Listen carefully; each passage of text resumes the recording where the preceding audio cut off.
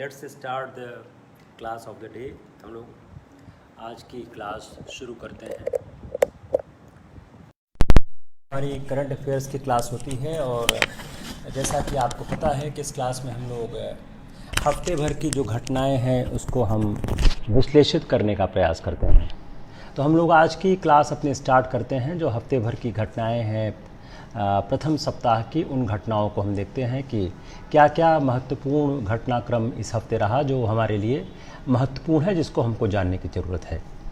तो एक जो पहली सबसे महत्वपूर्ण घटना है जो हमको दिख रही है वह घटना है अपनी जो एक फ़र्क आया है। आप देखिए 4-5 टॉपिक आपके सामने लिखे गए हैं। उन टॉपिकों को आप देखिए, उन टॉपिकों को देखकर आपको लग जाएगा कि 4-5 महत्वपूर्ण जो घटनाक्रम है वो कौन कौन से हैं।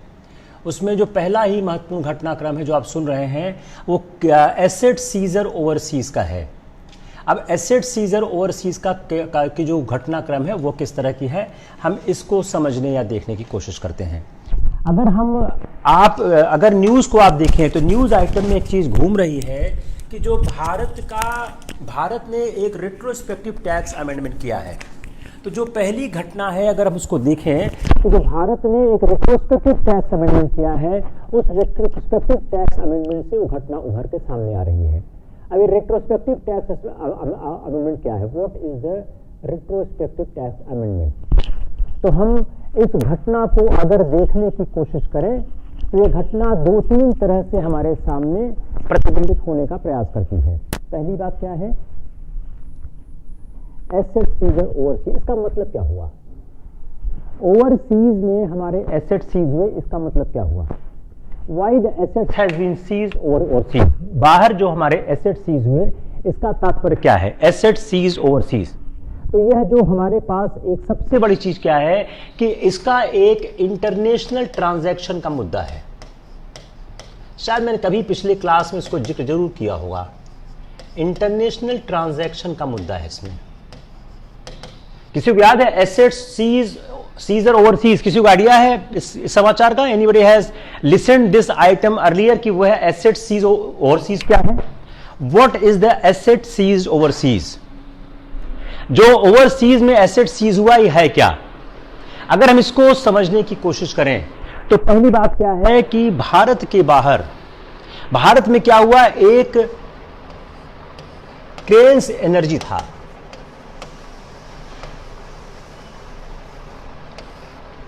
इसने क्या किया? इसने इंटरनल रीस्ट्रक्चरिंग की अपने एसेट्स की।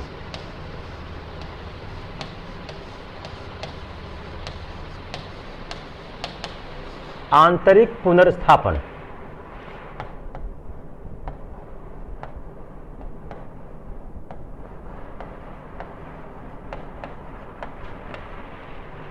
अपने एसेट्स की इन्होंने आंतरिक पुनर्स्थापन किया, अपने एसेट्स का उन्होंने इंटरनल रीस्ट्रक्चरिंग किया। इस इंटरनल रीस्ट्रक्चरिंग को भारत सरकार ने बोला इसमें कैपिटल गेन टैक्स आएगा।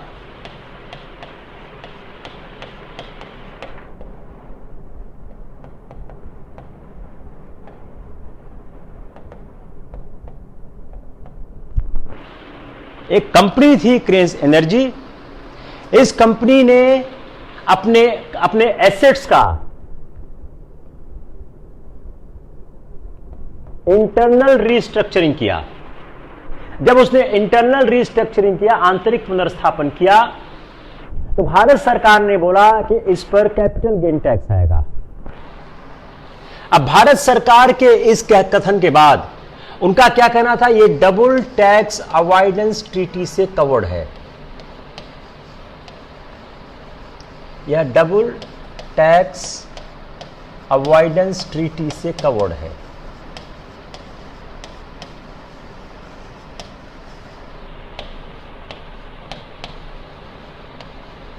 Therefore, no taxation, no capital gain.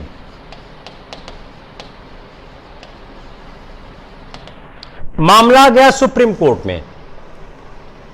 Supreme court ने कहा नो कैपिटल गेन।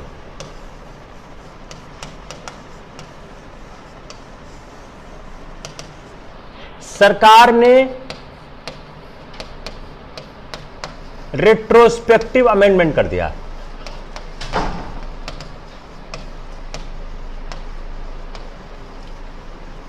इसको बोलते हैं, इस रेट्रोस्पेक्टिव को भूतलक्षी प्रभाव।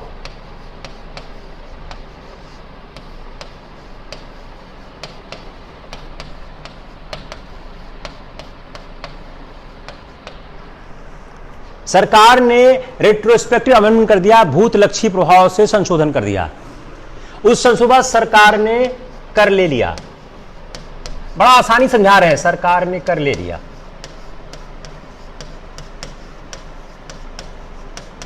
यह मामला चला गया इंटरनेशनल आर्बिट्रेशन में।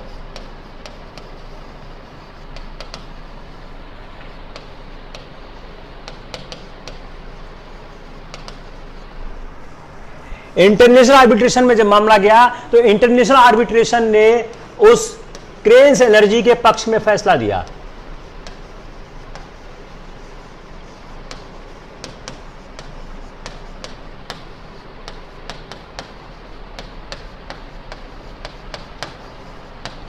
और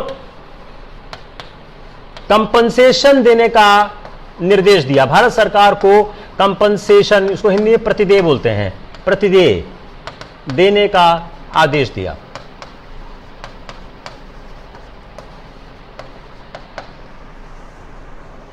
भारत सरकार को उन्होंने कंपनसेशन, प्रतिदेय देने का आदेश दिया। उसके बाद क्या, जो भारत सरकार ने फैसले के विरोध में अपील की।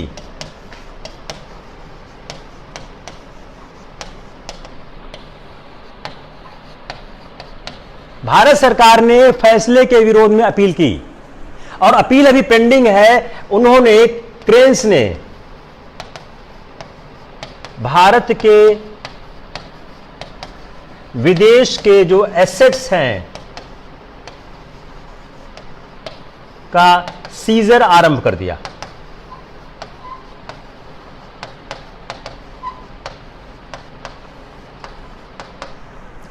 अब इन तथ्यों के बीच सवाल आपका बनता क्या है?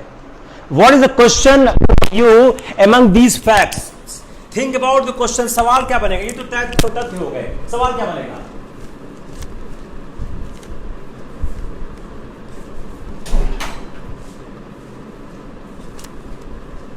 इन तथ्यों के बीच में आपका सवाल क्या बनेगा? सोचिए, इन तथ्यों के मध्य में आपका सवाल क्या बनेगा? What is the question arising out of these facts? Think this. Bharat सरकार का तर्क क्या है? टैक्सेशन सोवरेन राइट है। What is the argument of the Indian government? Bharat सरकार का तर्क क्या है कि टैक्सेशन जो है इस सोवरेन राइट है।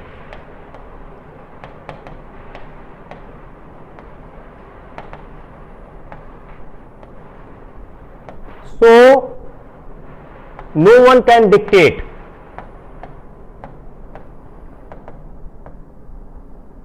इंटरनेशनल ट्रिब्यूनल का क्या बोलना है या सुप्रीम कोर्ट का क्या बोलना है कि डबल टैक्स अवॉइडेंस ट्रीटी को आप रिस्पेक्ट करो।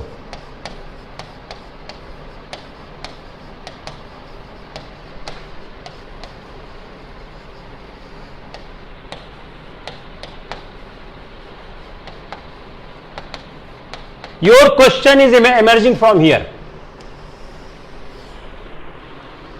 This is your question. When anything will be asked from you, the question will emerge from this point.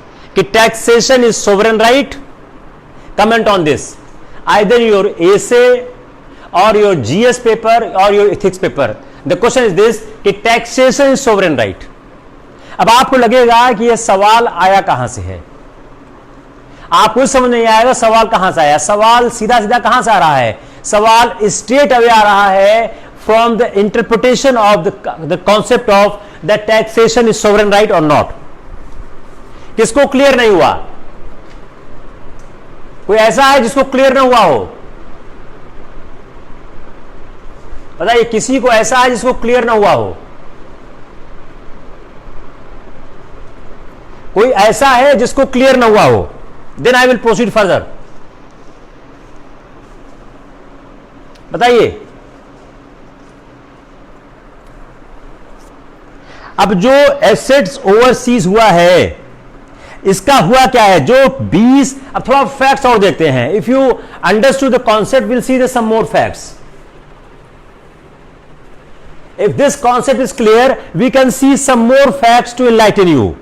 जो ब्रिटेन क्रेन एनर्जी था उसने एक सिक्योर किया ऑर्डर फ्रेंच गवर्नमेंट से और अथोराइज किया जो 20 इंडियन गवर्नमेंट की प्रॉपर्टी है पेरिस में.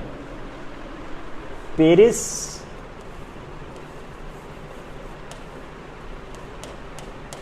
Indian government property 20 billion. Paris Indian government properties 20 billion Euros. इसको सीज करने का ऑर्डर उन्होंने सिक्योर कर लिया. अब इस ऑर्डर को सिक्योर करने के बाद जो बात उठ रही है कि किया क्यों, यह है for retrospective, due to the retrospective amendment. भूत लक्षीय प्रभाव से अमेंडमेंट किया गया, उसके कारण यह हुआ है.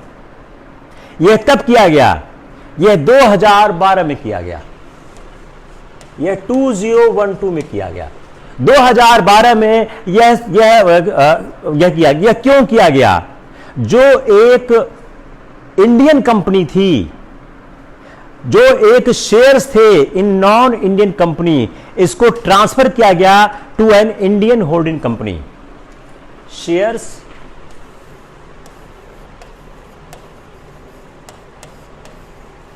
ट्रांसफर,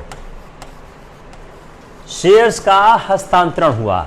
यह हस्तांतरण शेयर्स का कहां से कहां हुआ, शेयर का हस्तांतरण कहां से कहां हुआ, यह शेयर का हस्तांतरण हुआ in non Indian companies, transfer to an Indian holding companies. Non Indian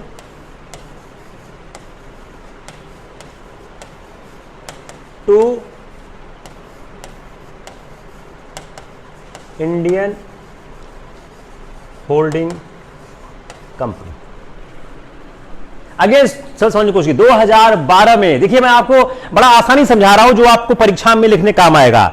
2012 में, 2016 में केन ने एक कोशिश की कि अपने इंडियन जो एसेट्स हैं उसको वो कंसोलिडेट करे under a holding company Cairns India limited.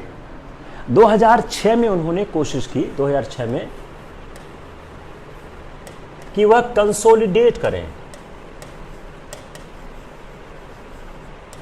एक सूत्र में बांधे. 2006 में उन्होंने कंसोलिडेट करने की कोशिश शुरू की.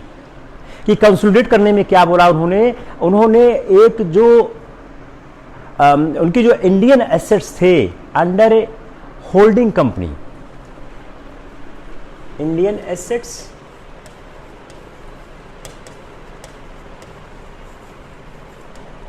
Holding company. जहां समझ ना आए बताइएगा, I will explain it. Indian assets थे, होल्डिंग कंपनी में थे. जो इंडियन एसेट्स थे under holding company Cairns India limited. आपका काम इसी से हो जाएगा, इससे ज्यादा की जरूरत नहीं पड़ेगी. क्रेन्स इंडिया लिमिटेड जो थे उसको उन्होंने किया. इट्स क्लियर, आगे चले. अब इन्होंने जब किया तो उन्होंने जो केन यूके ने ट्रांसफर किया share of Cairn India to Cairn India, जो उन्होंने एक शेयर ट्रांसफर किए एक कंपनी से दूसरी कंपनी में. वो कंपनी कौन सी थी, क्रेन्स यूके ने ट्रांसफर किया क्रेन्स इंडिया. क्रेन्स यूके से ट्रांसफर हुआ क्रेन्स इंडिया.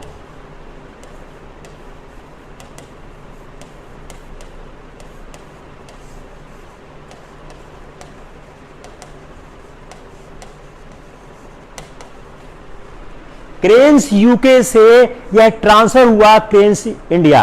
तो जो 2006 में, मैं फिर रिपीट कर रहा हूं, 2006 में अपने एसेट्स को कंसोलिडेट करने के लिए क्रेन्स इंडिया लिमिटेड ने अपने शेयर्स का ट्रांसफर किया. वो ट्रांसफर कैसे किया? Cairns UK transfer shares of Cairn India holding to Cairns India limited. Cairns UK to Cairns India limited.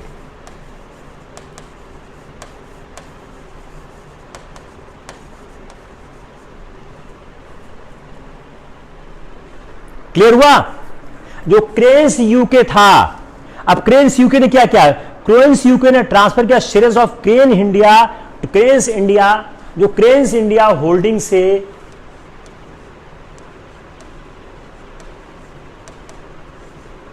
Cairns UK ने अपने शेयर जो क्रेन्स इंडिया होल्डिंग में थे वह क्रेन्स इंडिया लिमिटेड में ट्रांसफर किए। क्लियर हुआ?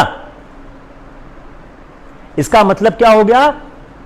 Transferring shares in non Indian company to Indian holding company. Transferring shares from a non Indian company to Indian company. किसको क्लियर नहीं हुआ? मैं फिर से रिपीट करता हूं। 2006 में, मैं आई एम रिपीटिंग अगेन, कि 2006 में क्रेन्स ने एक अटेम्प्ट किया, एक कोशिश किया। किसकी कोशिश किया? कि शेयर्स को इंडियन एसेट्स हैं अंडर इंडियन होल्डिंग कंपनी को, उनको कंसोलिडेट किया जाए, उनको एक बद्ध किया जाए। इस प्रक्रिया में जो क्रेन्स यूके था, इस प्रक्रिया में क्रेन्स यूके ने ट्रांसफर किया जो क्रेन्स इंडिया होल्डिंग थे, क्रेन्स इंडिया होल्डिंग के शेयर को ट्रांसफर किया क्रेन्स इंडिया लिमिटेड में। क्रेन्स इंडिया होल्डिंग के शेयर को ट्रांसफर किया क्रेन्स इंडिया लिमिटेड में। इसका मतलब क्या हो गया? Transferring shares in non Indian companies to an Indian holding company. अब इसको इंडियन टैक्स ऑफिशियल ने कैपिटल गेन टैक्स मांगा और 6000 करोड़ रुपया पेबल कर दिया। अब जो ये एसेट ट्रांसफर हुआ, इसमें भारत के टैक्स ऑफिशियल ने क्या बोला कि इस पर कैपिटल गेन टैक्स लग गया।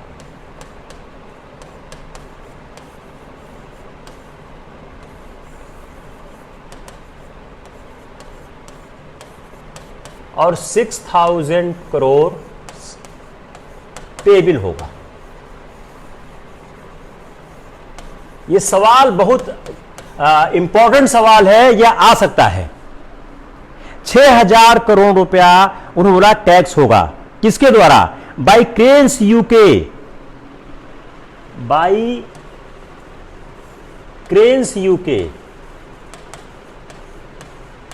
किस लिए हुआ? For transferring of share.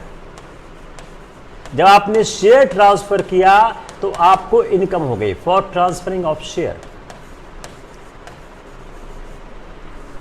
It's fine. तो जो 2006 में एक ट्रांजैक्शन हुआ by Cairns UK for the transaction 2006, जबकि यह ट्रांजैक्शन पहले से क्लियर किया गया था। अब सुप्रीम कोर्ट ने क्या बोला? सुप्रीम कोर्ट ने बोला कि यह ठीक नहीं है। सुप्रीम कोर्ट ने बोला यह ठीक नहीं है। उसके बाद जब सुप्रीम कोर्ट की रूलिंग आ गई तो उन्होंने एक रेट्रोस्पेक्टिव अमेंडमेंट कर दिया। अब यह जो मामला 6000 करोड़ का था, सुप्रीम कोर्ट ने फैसला क्रेन्स के पक्ष में दिया। जब फैसला क्रेन्स के पक्ष में चला गया तब रेट्रोस्पेक्टिव टैक्स अमेंडमेंट हो गया।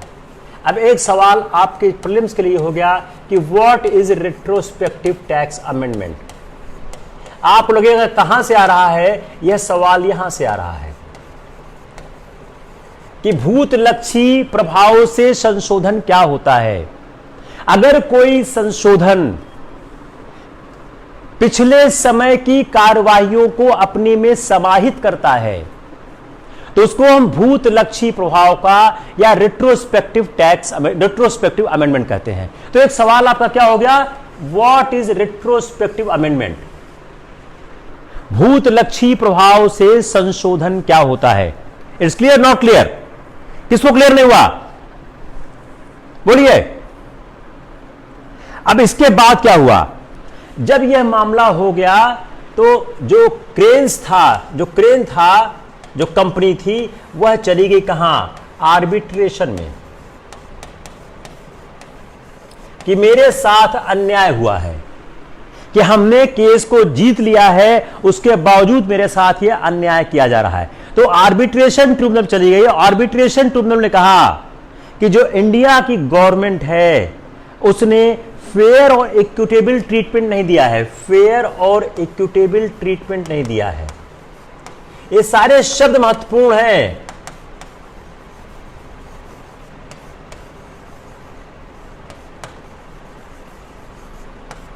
पारदर्शी और समान ट्रीटमेंट नहीं दिया, पारदर्शी और समान व्यवहार नहीं किया हुआ है। और यह इंडिया यूके बाइलेटरल ट्रीटी के अगेंस्ट है। यह इंडिया यूके बाइलेटरल ट्रीटी के अगेंस्ट है।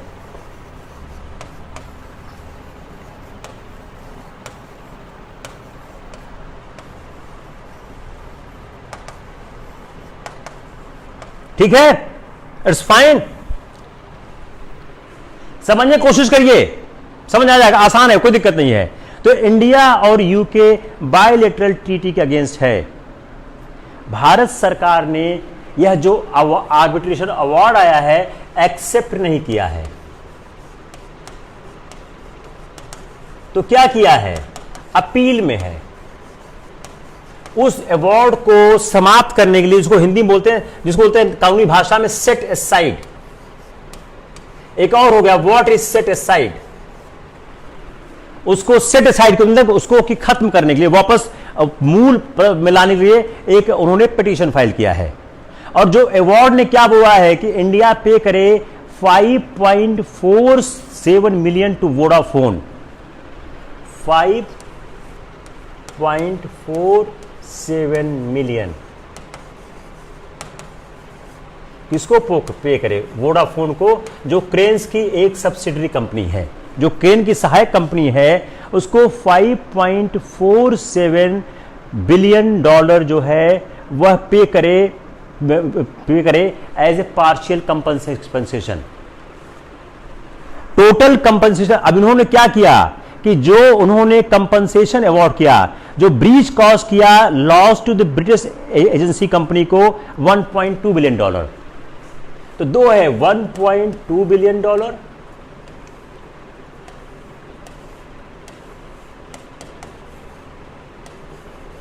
एंड दिस, दो उन्होंने अवार्ड किया कंपनसेशन। एक कंपनसेशन अवार्ड किया उन्होंने कि जो ब्रीच कॉज किया, loss to the British energy company, Cairn क्या है, ब्रिटिश एनर्जी कंपनी है, उसको 1.2 बिलियन डॉलर। और इंडियन गवर्नमेंट इसको एक्सेप्ट नहीं किया है। और उसके बाद क्लीन एनर्जी उनके भारत के एसेट को वह अटैच करने जा रही है। और मई में Cairn began the process of attaching the India's assets. और जो the award requires India to pay 5.47 million to the Vodafone as partial compensation. तो आप इसको याद रखें कि कंपनसेशन देने की बात कही गई। अब आते हैं हम नेक्स्ट पॉइंट पे कि अब आगे होगा क्या। अब इसके बाद जो इंडिया के एसेट्स हैं वो आइडेंटिफाई कर लिए गए हैं, वो सीज हो रहे हैं।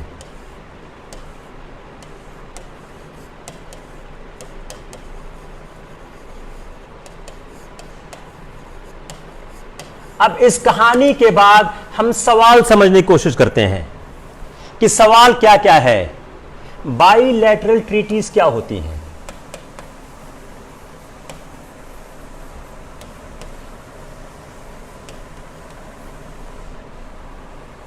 Taxation,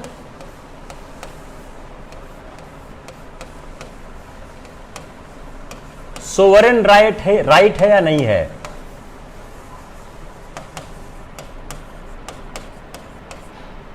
bilateral treaties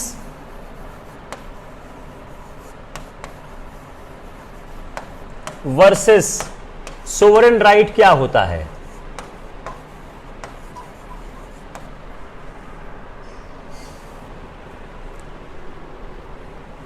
foreign assets attach हो सकते हैं या नहीं हो सकते हैं।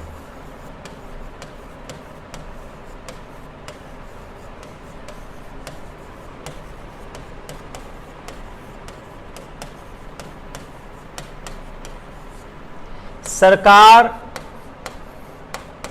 रेट्रोस्पेक्टिव अमेंडमेंट ठीक करती है या नहीं, रेट्रोस्पेक्टिव अमेंडमेंट ठीक किया था या नहीं किया था?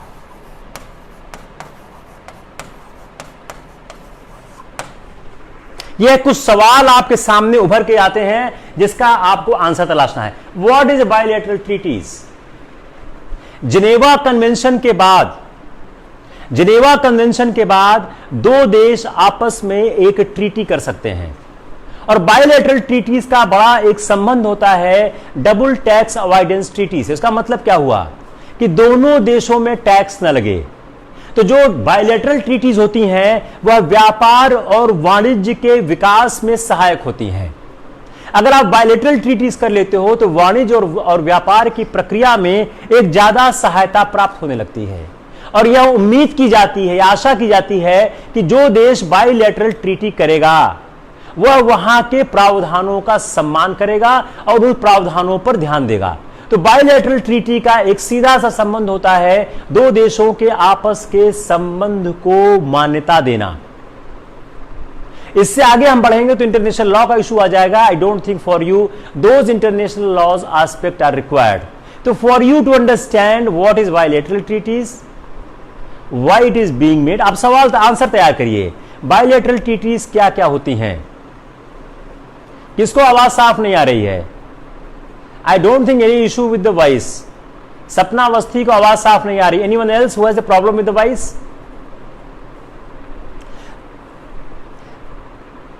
तो जो बायलैटरल ट्रीटीज हैं, बायलैटरल ट्रीटीज क्या क्या बात करती हैं कि वह दो देशों के मध्य संबंध की स्थापना करती हैं। दोनों देशों के मध्य जो संबंध होता है उस संबंध के आधार पर वाणिज्य और व्यापार का विकास होता है। अब देखिए,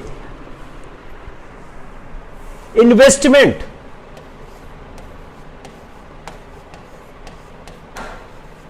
क्या भारत सरकार के इस कदम से इन्वेस्टमेंट में कोई समस्या आएगी? जनरली जो देशों में इन्वेस्टमेंट होता है उस देश की नियति, उस देश की नीति और अंतर्राष्ट्रीय माहौल में उस देश की साख से निर्धारित होता है।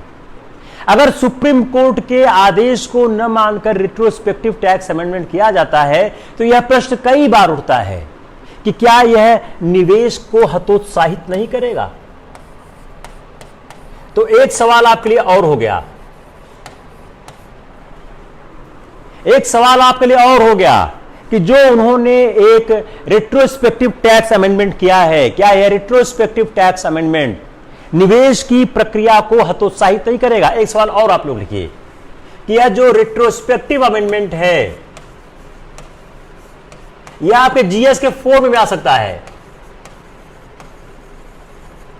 क्या निवेश की प्रक्रिया को हतोत्साहित नहीं करेगा?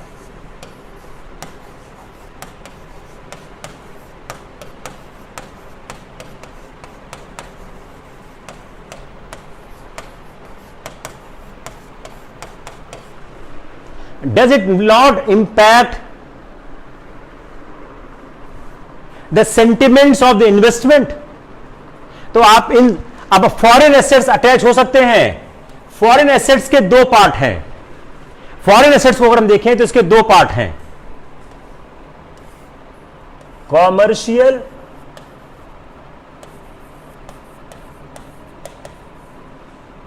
And sovereign.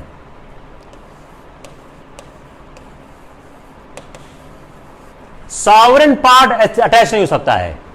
ये commercial part can be attached, sovereign part को अटैच नहीं किया सकता है। सॉवरेन पार्ट क्या है? भारत के दूतावास, भारत के ऑफिस, भारत के कार्यालय।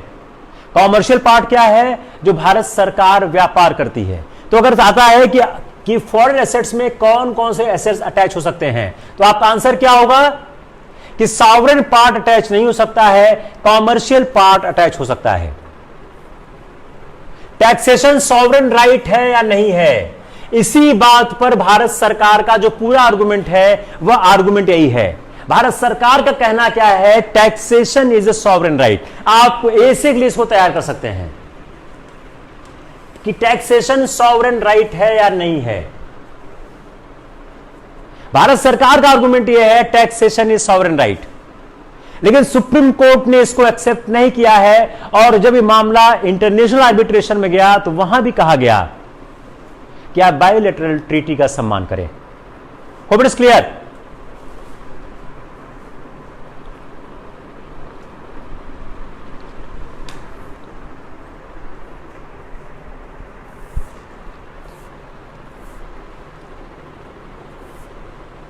कुछ नोट करना है, आगे पीछे कुछ करना है?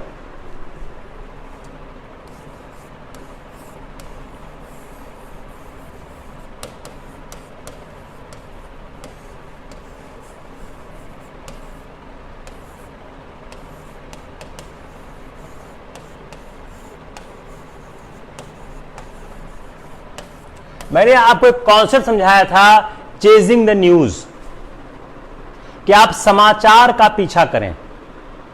अगर आप याद करें तो मैंने बहुत ही संजीदगी से एक बात आपको कही थी कि आप लोग समाचार का पीछा करें। इसका मतलब क्या हुआ? What I want to tell you when I said chase the news, कोई भी समाचार है उसके आप पीछे पढ़ें। अगर आप समाचार पत्रों को ठीक से तैयार करने की देखने की कोशिश करें, आपके करंट अफेयर्स का बहुत बड़ा पार्ट तैयार हो जाता है। मैं बार बार एक चीज रिपीट करता हूं, हर दूसरे लेक्चर में रिपीट करता हूं कि सिविल सर्विसेज की परीक्षा एक करंट अफेयर्स ओरिएंटेड परीक्षा है। और करंट अफेयर्स ओरिएंटेड परीक्षा का मतलब क्या है कि करंट अफेयर्स से जुड़े हुए सामान बहुत पूछे जाते हैं। तो अब चलिए हम इसको हल करने की कोशिश करते हैं। हमने अफगानिस्तान को जहां तक पढ़ा था उसके आगे बढ़ने की कोशिश करते हैं।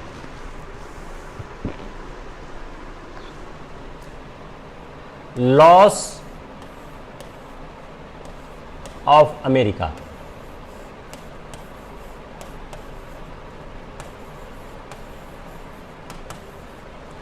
Gain of Afghanistan,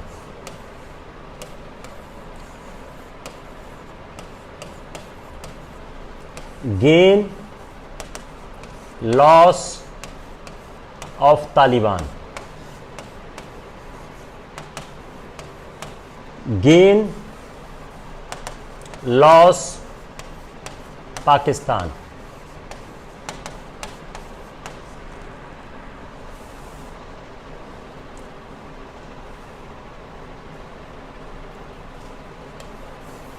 gain loss India, future ahead.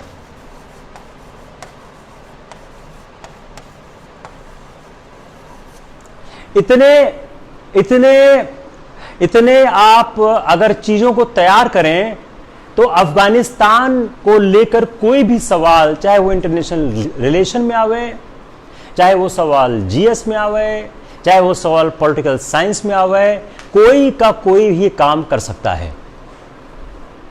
तो हम ये समझने की कोशिश करते हैं कि पहली बात क्या है, अफगानिस्तान में अगर हम इतिहास देखें तो अफगानिस्तान में पहले ब्रिटिश फोर्सेस गई। हमने लास्ट लेक्चर में एक्सप्लेन किया हुआ है कि सबसे पहले अफगानिस्तान में इन्वेजन ब्रिटिश फोर्सेस ने किया, उसके बाद रशियन फोर्सेस ने किया, उसके बाद अमेरिकन फोर्सेस ने किया।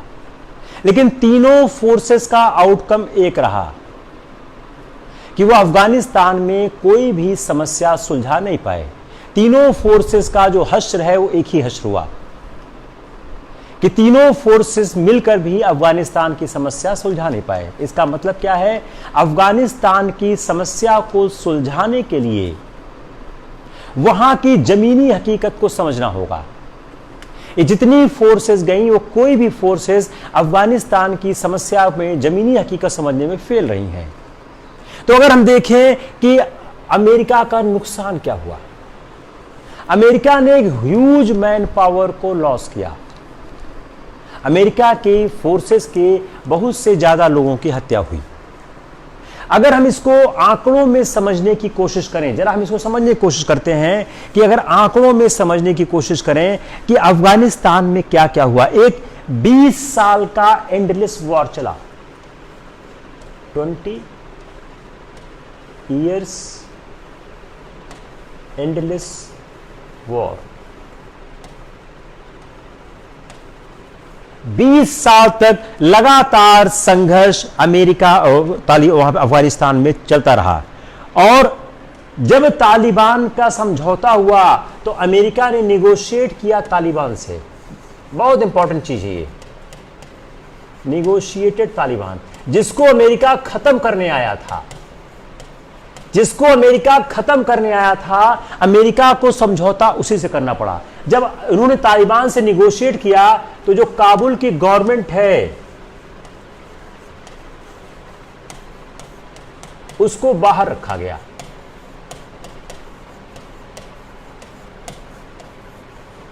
इससे क्या हो गया? तालिबान को लेजिटिमेसी मिल गई।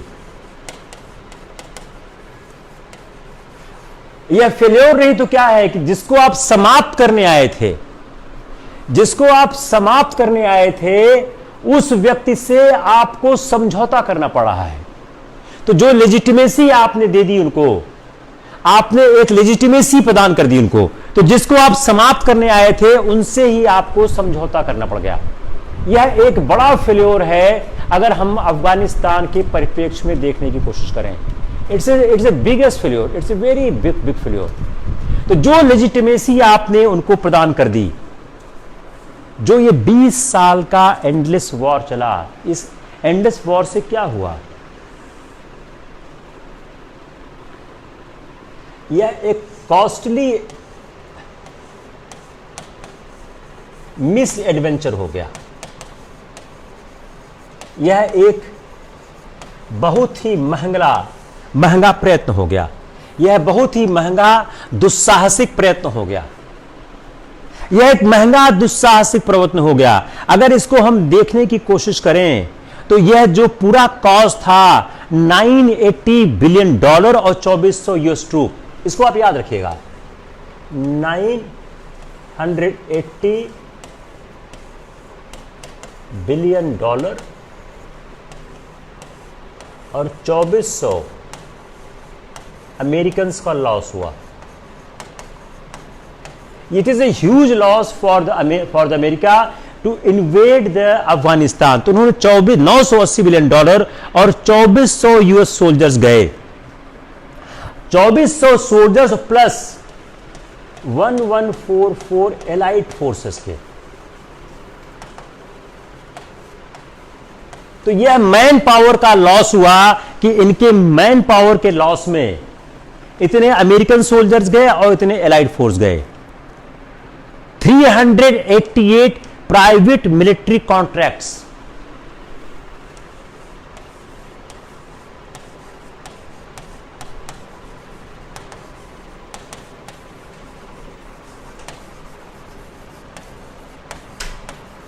इन्होंने अपनी लाइफ को खोया। तो 388 जो प्राइवेट मिलिट्री कॉन्ट्रैक्टर्स थे उन्होंने अपनी जीवन को खोया और उन्होंने स्पेंड किया $143 billion on the reconstruction.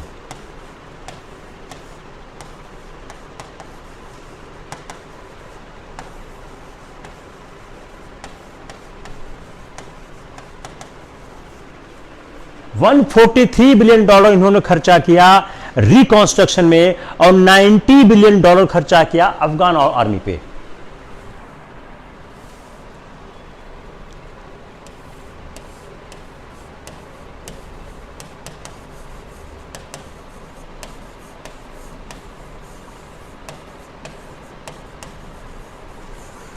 $90 billion खर्चा किया इन्होंने अफगान आर्मी पे और $36 बिलियन खर्चा किया गवर्नेंस पे।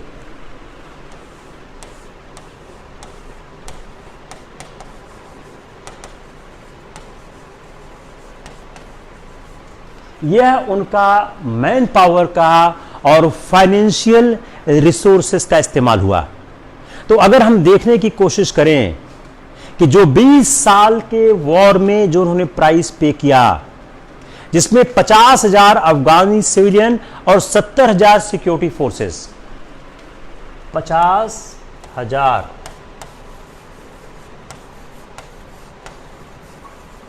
अफगानी सिविलियंस प्लस 70,000 सिक्योरिटी फोर्सेस। इन्होंने अपने जीवन को खोया, दे हैव लॉस्ट दिस। तो जो यह इसके साथ साथ अगर हम देखें तो 60,000 अफगान तालिबान मारे गए।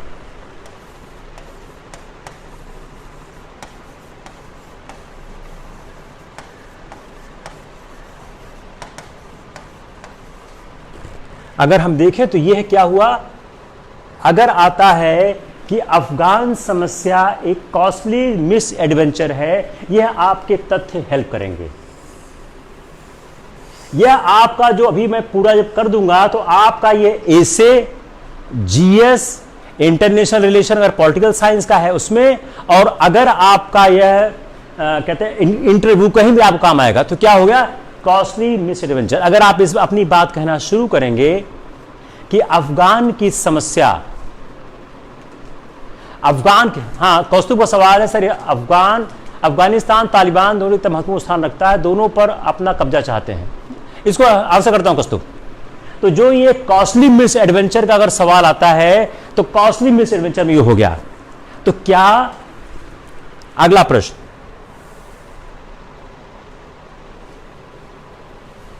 मैं कहा आप लोगों ने लिख लिया इसको, क्या यूएस की अफगान पॉलिसी पूरी तरह फेल रही?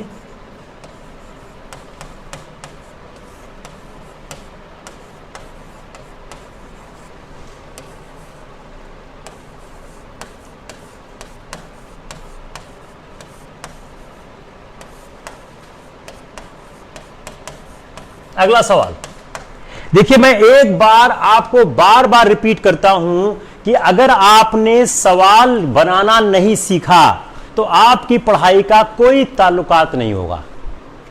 अगर आपने सवाल बनाना नहीं सीखा तो आपकी पढ़ाई का कोई ताल्लुकात नहीं है। हमारा मेन पर्पस क्या होता है कि आपको हम सिखाएं कैसे आप चीजों को समझें और सवाल बना ले जाएं। अगर सवाल नहीं बना सकते हैं तो कोई फायदा नहीं है। सुधांशु मिश्रा, क्या बरगम एयरबेस अफगानिस्तान में स्ट्रेटेजिक लोकेशन पर है? उसमें कोई दो राय की बात है क्या? इतना बड़ा एयरबेस है, उस एयरबेस को फाइनली इन्होंने सरेंडर किया है, कहते हैं अमेरिका ने, बड़ा इंपॉर्टेंट स्ट्रेटेजिक लोकेशन है। अब हम देखते हैं क्या यूएस की अफगान पॉलिसी पूरी तरह फेल रही है। अगला 4-5 मिनट में आपको समझाएंगे कि यूएस की अफगान पॉलिसी का आउटकम क्या क्या हुआ।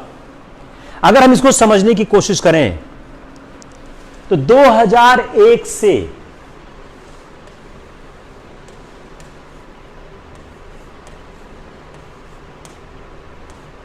आज तक गेन क्या हुआ, इस सवाल के जवाब से आपका जो आंसर है वह एक नए आयाम को प्राप्त कर जाएगा और आपकी अफगान पॉलिसी पर एक बहुत बड़ी समझ को प्रदर्शित करेगा। अगर हम देखने की कोशिश करें तो 2009 में 9 लाख बॉयज स्कूल में थे, 2001 में 9 लाख बॉयज स्कूल में थे, आज 2001 में 9 लाख बच्चे बॉयज स्कूल में थे, आज 8 मिलियन।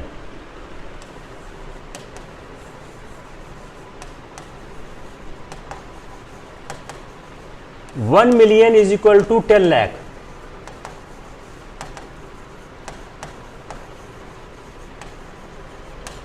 दो 2001 में 9 लाख बॉयज स्कूल में थे, आज 8 मिलियन बॉयज स्कूल में है। The first very big achievement as far as the Afghanistan education is concern. Second issue, literacy.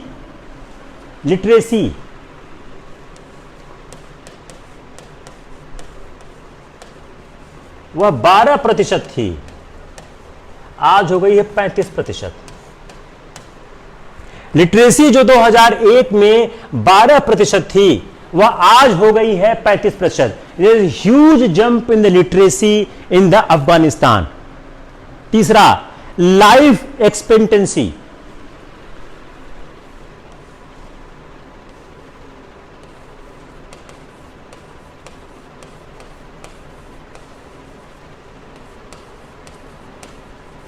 जो जीवन की जो अवधि थी, जो जीवन की आयु थी, जो लाइफ एक्सपेक्टेंसी है, यह 40 to 63 ईयर हो गई। यह 40 साल थी, यह 63 हो गई है।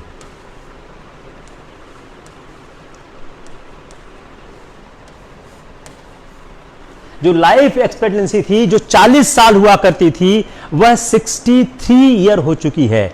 अर्बनाइजेशन,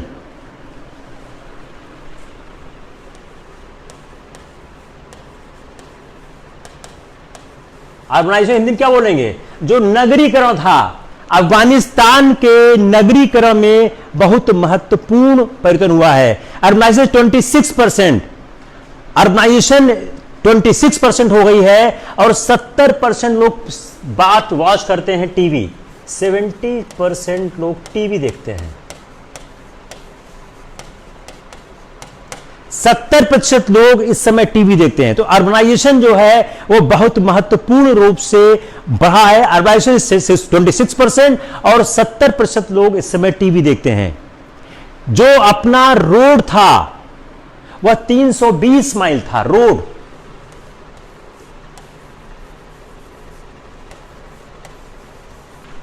जिसको बोलते हैं पेव्ड रोड, जो पक्का जो रोड होता है, जो पेव्ड रोड है वह कितना हुआ करता था? 320 माइल्स हुआ करता था।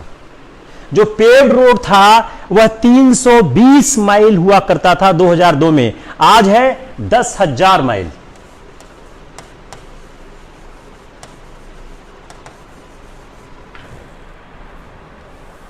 जो पेव रोड था वो 320 माइल था 2002 में, आज वो हो चुका है 10,000 माइल। इनफर्टिलिटी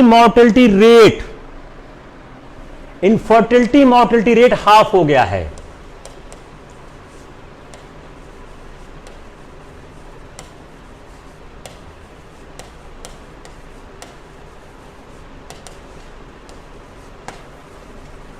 हाफ हो गया है। जो 2002 हुआ करता था उसका इस समय आधा हो चुका है। With a median age of 18.5 years, a majority of Afghan grown up post Taliban era, or today they bear the burden of the brunt of 130 daily Taliban attacks. तो जो तालिबान अटैक्स है वह कम हो गया है। अगर आप इसको समझने की कोशिश करें, let's see the chart again. इस चार्ट से आपको एक्सप्लेन करते हैं। अगर अफगानिस्तान की पॉलिसी पे अमेरिका के आक्रमण का धनात्मक पक्ष निकालना है, आप बोलो विकास हुआ है। One more view point to explain the America's invasion in दो अफगानिस्तान। जब आप आंसर करें, आप आंसर को अपने को लिमिटेड न करें कि अफगानिस्तान में अमेरिका गया था। सर, अमेरिका अफगानिस्तान में गया था वहां पर आतंकवादी घटनाओं को समाप्त करने के लिए, लेकिन वहां पर अमेरिका ने विकास के कार्यों में मदद की। इसका एक और निष्कर्ष हो सकता है, अंतर्राष्ट्रीय कारणों से अगर किसी राष्ट्र में हस्तक्षेप किया जाए तो उस राष्ट्र का विकास भी हो सकता है। अब विकास कैसे हुआ? जब अमेरिकन फोर्सेस वहां गई तो अमेरिकन फोर्सेस ने वहां पर विकास के कार्यों में मदद की। अमेरिकन फोर्सेस ने शांति का माहौल करने की कोशिश की। उस शांति के माहौल में वहां पर विकास हुआ।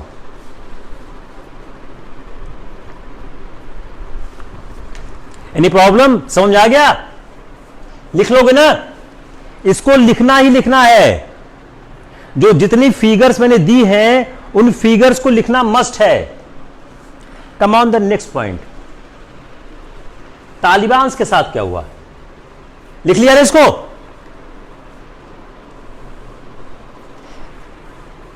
नाटो और रोल ऑफ नाटो पूछ रहे हैं राम न्यूहोर अबाधिया। नाटो और अमेरिका एक साथ गए थे। You can not differentiate NATO and America, दोनों एक साथ ही गए थे। तो जब भी बात आएगी अमेरिका और नाटो की एक साथ आएगी। Now come on the Taliban.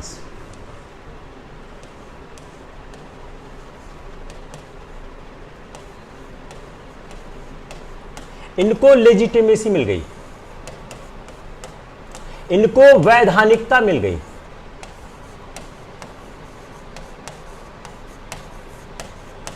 America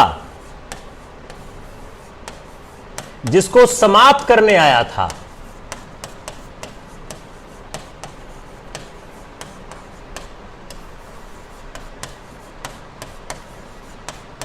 उसी से समझौता कर बैठा।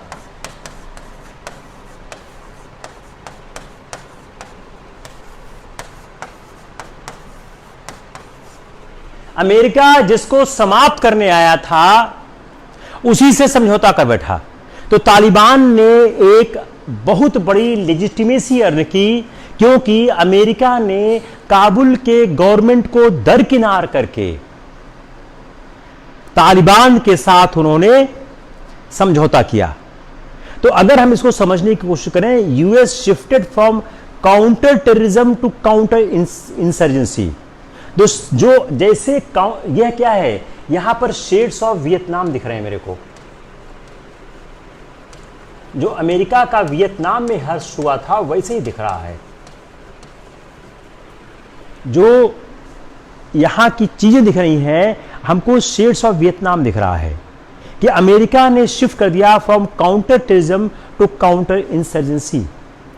अब जो ये ऑब्जेक्टिव था क्या, what was the objective of America?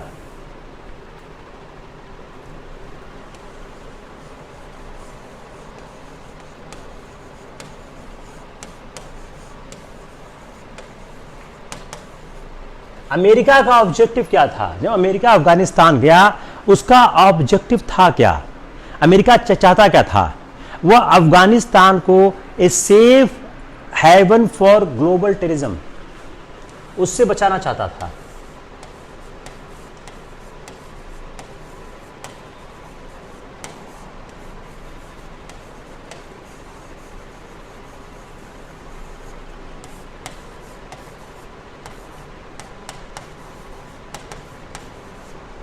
Preventing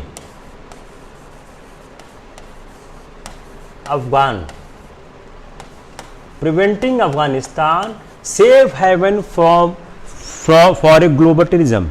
तो जो ग्लोबल टेररिज्म का, जो एक अंतर्राष्ट्रीय आतंकवाद का जो एक सुरक्षित स्वर्ग अफगानिस्तान बन सकता है, उससे बचाने की कोशिश अमेरिका करना चाहता था, इसलिए अमेरिका वहां पर गया। अब जो विड्रॉल हुआ है, विड्रॉल करने के बाद हुआ क्या? अगर आप देखें इस समय अब व्हाट नेक्स्ट, व्हाट नेक्स्ट, अब आगे होगा क्या? Civil war. अगला सवाल आएगा ना कि यूएस फोर्सेस के विड्रॉल के बाद अब अफगानिस्तान में क्या होगा? एक सिविल वॉर होगा। सिविल वॉर होना वहां पे इमिनेंट दिख रहा है। क्यों दिख रहा है? अगर आप देखें तो 1/3 जो अफगानिस्तान कवर है, 1/3 वो तालिबान के पास आ चुका है।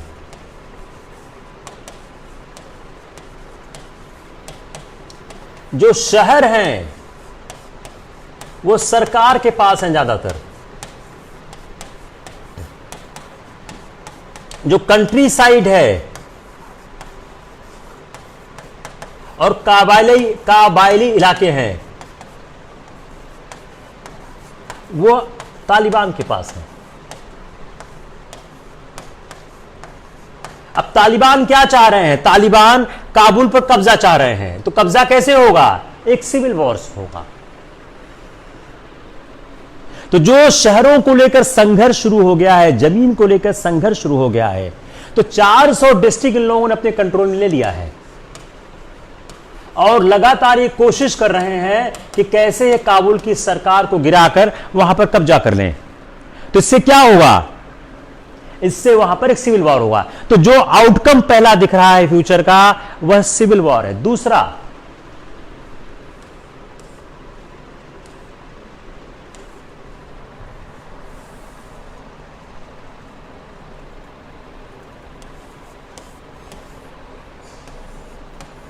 सिक्योरिटी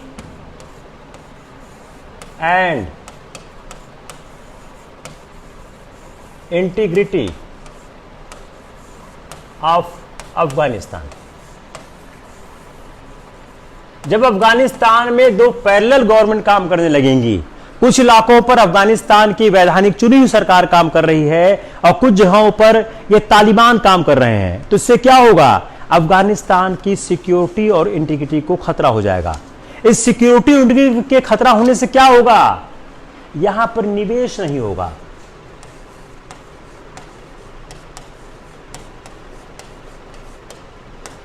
विकास नहीं होगा,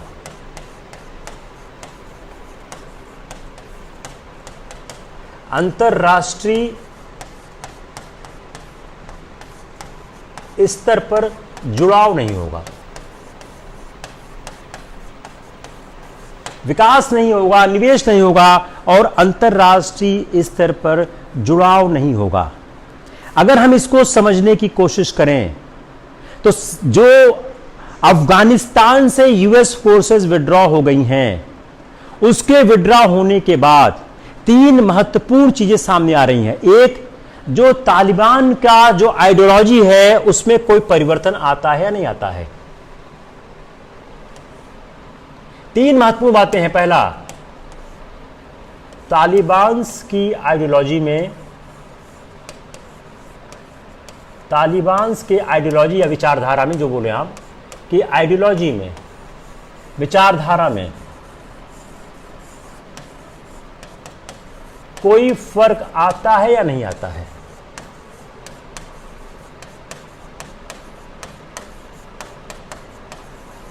अगर तालिबान के आइडियोलॉजी में फर्क नहीं आता है तो जो अफगानिस्तान में महिलाओं का प्रश्न है वह बहुत ही महत्वपूर्ण रूप से हमारे सामने आएगा।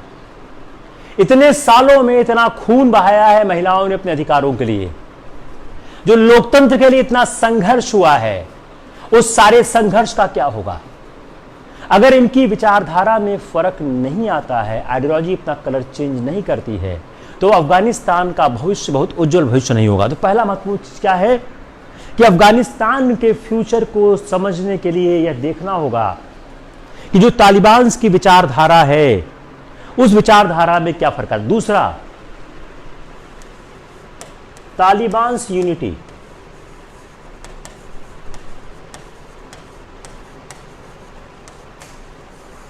जो तालिबान है इनके बीच आपस में ही संघर्ष शुरू हो गया है। अगर ये यूनाइट नहीं होंगे, आपस में ही लड़ जाएंगे, तो सिविल वॉर का एक और भयावह स्वरूप देखने को हमको प्राप्त होगा। और जब ये यूनिटी नहीं होगी तो पावर शेयरिंग कैसे होगा? क्या तालिबान के दो दल और एक काबुल का दल पावर शेयर करेगा? और पावर शेयरिंग का डिसीजन कौन करेगा? तीसरा, पाकिस्तान, जो यहां की आतंकवादी गतिविधियां हैं उसका प्लेसेंटा पाकिस्तान रहा है। तो अगर पाकिस्तान का इसकी गतिविधियों को कंट्रोल करेगा, नियंत्रित करेगा, तो जो एक टेररिज्म है उसका एक अलग स्वरूप आएगा। अब पाकिस्तान पर क्या फर्क पड़ेगा? पाकिस्तान अभी तक अमेरिका को ब्लैकमेल करता था। पाकिस्तान अभी तक अमेरिका को ब्लैकमेल करता था। क्यों करता था? क्योंकि लॉजिस्टिक्स के लिए अमेरिका पाकिस्तान पर निर्भर था। लॉजिस्टिक्स के लिए अमेरिका की पाकिस्तान पर निर्भरता थी। अब वो निर्भरता खत्म हो गई। जब वो निर्भरता समाप्त हो गई तो पाकिस्तान जिस तरह से अमेरिका पर हावी था उस तरह से हावी नहीं हो सकता। तो अमेरिका, पाकिस्तान का एक ह्यूज लॉस हो रहा है। अमेरिका का जो अफगानिस्तान में इंटरेस्ट समाप्त हो रहा है। भारत के साथ क्या होगा? भारत का निवेश वहां पर लगा हुआ है। उस निवेश सुरक्षा का प्रश्न है। भारत आतंकवाद का विरोधी है और तालिबान और पाकिस्तान एक हैं। तो भारत के आतंकवाद विरोध पर समस्या खड़ी हो रही है। तीसरा, भारत कश्मीर और सीमा पर शांति चाहता है। अगर तालिबान और पाकिस्तान अशांति फैलाएंगे तो शांति की प्रक्रिया में बाधा उत्पन्न होगी। यह चेजिंग ऑफ द न्यूज चालू है। जैसे जैसे आगे घटनाएं आगे आपको मैं और ब्रीफ करूंगा। मैं हमेशा कहता रहा हूं, आप लोग एक डायरी बनाइए, उसमें सारी जो डेवलपमेंटल एक्टिविटीज आप लिखते जाइए। आप जो मैंने पिछला पाकिस्तान का लेक्चर लिया था उससे मैं एक स्टेप आगे आया हूं। तो अब आप लोग क्या करो, उसी जगह इसको भी नोट करने की कोशिश करो। Hope it is clear. अगर क्लियर हो गया हो तो हम दूसरे टॉपिक की तरफ आगे बढ़ते हैं। किसको क्लियर नहीं हुआ? Anyone is here who has some problem in this? किसी आदमी को कोई समस्या है कि नहीं है? बताइए।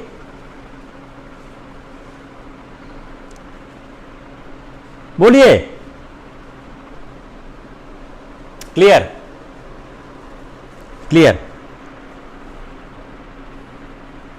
तो हम 3-4 तथ्य आपको और बोल देते हैं कि तालिबान ने 150 407 डिस्ट्रिक्ट में से 195 पर कंट्रोल कर लिया है। 3-4 चीज और लिख लीजिए, आपके काम का है।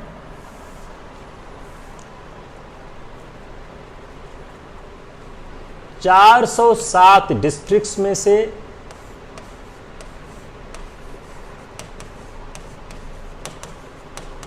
195 पर तालिबान का कब्जा है।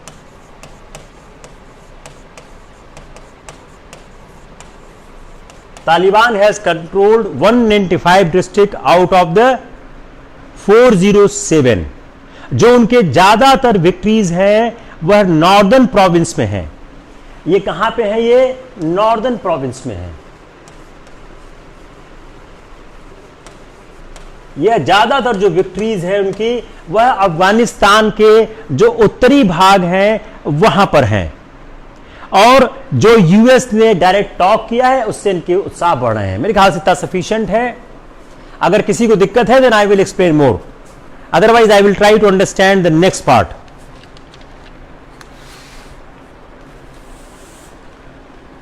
बताइए प्रॉब्लम। यस, किसले चौधरी, योगिता जायसवाल, एकता, उदय नारायण, विपिन कुमार, आदित्य गर्ग, एनी प्रॉब्लम?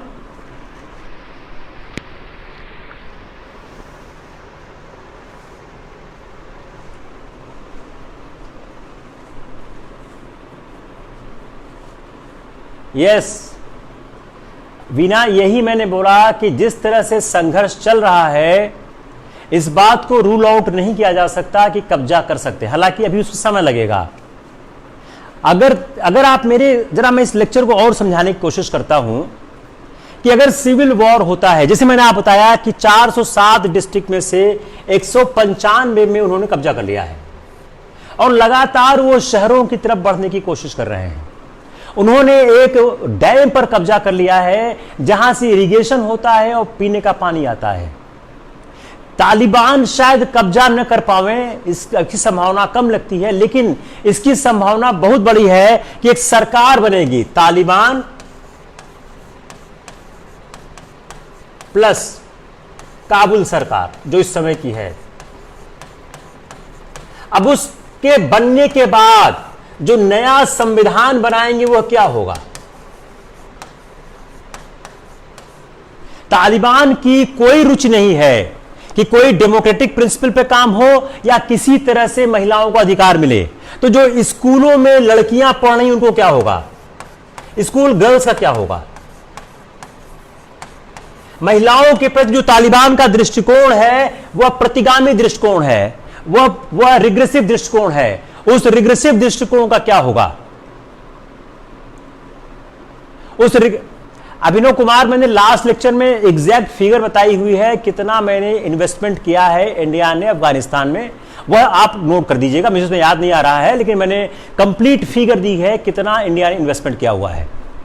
तो अब उससे क्या, स्कूल गर्ल्स का क्या होगा? तो लोकतंत्र, महिलाओं का अधिकार, सिविल राइट्स, इनका क्या होगा?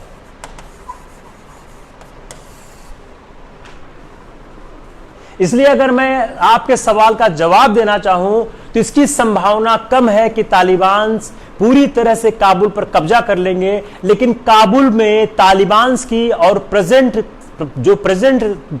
सरकार है, उन दोनों को मिलाकर एक सरकार बनने की संभावना बहुत अच्छी खासी दिख रही है। कोई और सवाल? तालिबान ने शुक्रवार को मॉस्को में कहा कि अफगानिस्तान का 85% अधिक क्षेत्र अब उनके नियंत्रण में है। यह उनका कहना गलत है। मैंने आपको एग्जैक्ट फिगर दी है कि 407 डिस्ट्रिक्ट में से कितना है, 195 पर उनका कब्जा है। अभी 50% से कम एरिया पर उनका कब्जा है, पूरी तरह से कब्जा नहीं किया हुआ है। और इतना आसान भी नहीं है कि इतनी जल्दी वो पूरे अफगानिस्तान पर कब्जा कर लें। अगर आप तालिबान के कब्जे वाले इलाकों को देखें तो जो तालिबान का कब्जा वाला इलाका है वो है कहां से?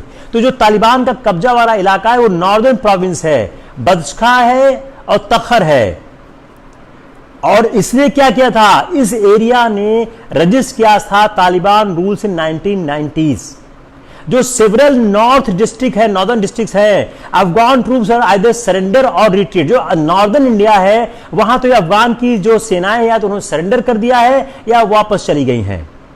अगर नॉर्थ होम टू अफगानिस्तान का जो एलीट ब्रोकर्स लीडर्स है अगर लॉस कर दिया तो risk of total collapse of the government Kabul would increase. अगर पूरा नॉर्थ इनके हाथ से चला गया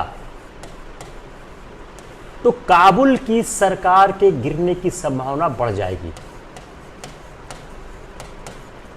अगर हम इसको और व्याख्यायित करें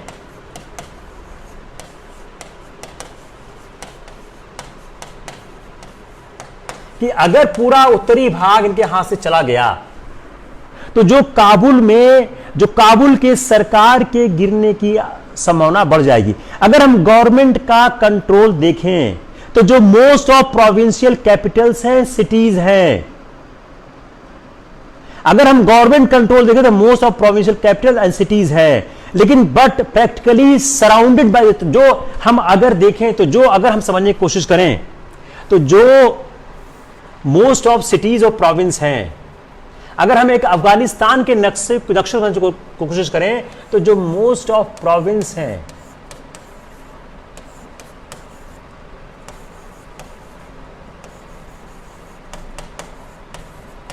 एंड सिटीज ये काबुल के पास है, जो वहां पे सरकार है, बट ये सराउंडेड बाय तालिबान हैं। इनके चारों तरफ तालिबान आ चुके हैं।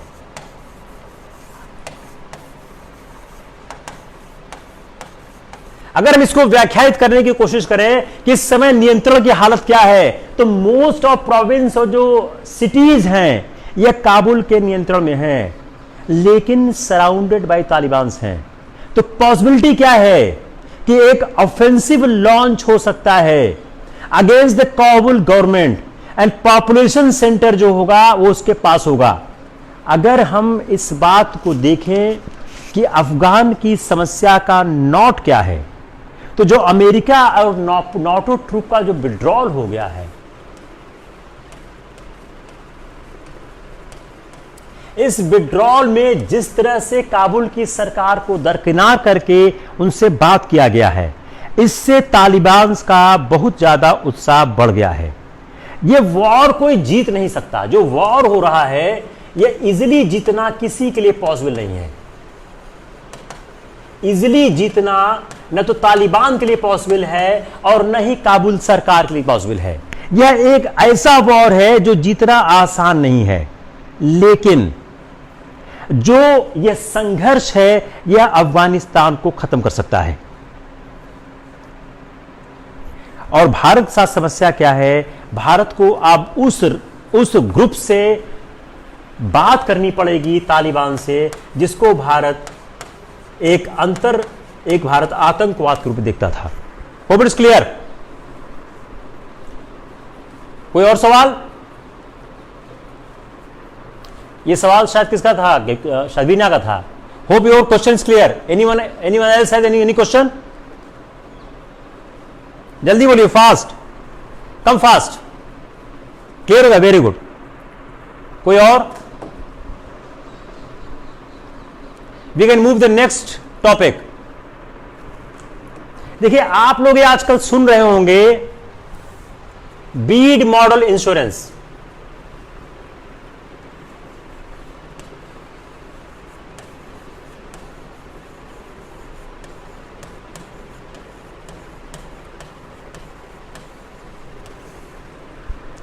इसका नाम जरूर सुना होगा आप लोगों ने। अब हम फसल बीमा योजना पर मेरा एक पूरा लेक्चर है, आप लोग उसको जरूर सुन लीजिएगा, क्योंकि उसको दोबारा मैं फिर अगर दोहराऊंगा तो आधा घंटा उसी में जाएगा। तो हम फसल बीमा योजना को थोड़ा सा टच करते हुए आपको हम बीड मॉडल समझाने की कोशिश करते हैं। बीड मॉडल समझना जरूरी क्यों है? यह आजकल बहुत समाचार में है कि महाराष्ट्र कह रहा है कि आप फसल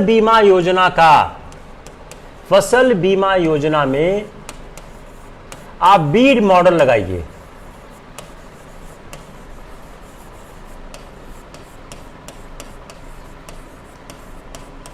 और सरकार, केंद्र सरकार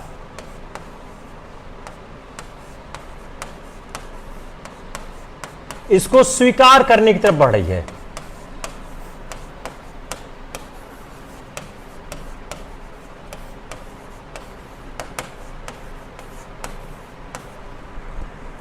तो हम दो इशू को फ्लैग करके बात शुरू करते हैं कि एक फसल बीमा योजना हमने बनाई अपने किसानों की सहायता के लिए। उस फसल बीमा योजना में कोई समस्या आई तो महाराष्ट्र की सरकार ने कहा कि आप बीड मॉडल को लगाइए। तो बीड मॉडल को सरकार ने स्वीकार करने की बात कहनी शुरू की है। अब हम यहां से बात शुरू करते हैं कि बीड फॉर्मूला है क्या और ये कैसे हमारे लिए महत्वपूर्ण हो गया है। तो जो एक फ्लैगशिप क्रॉप इंश्योरेंस स्कीम थी, इसका नाम था PMFBY, PMFBY,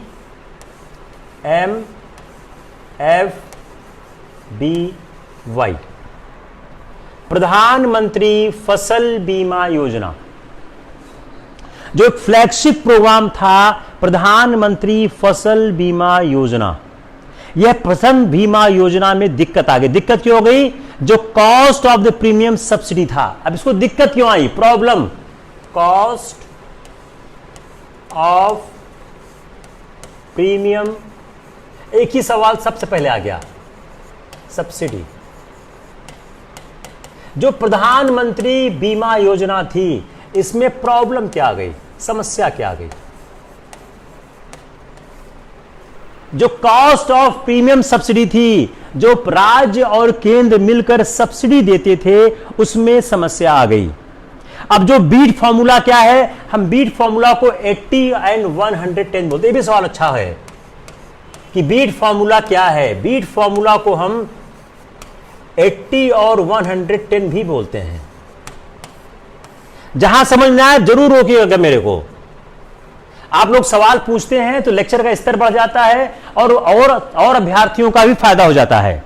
तो जो एक बीट फॉर्मूला है 8110 प्लान है, इसका मतलब क्या हुआ कि जो the firm won't have to internet claim above 110%, 110% के ऊपर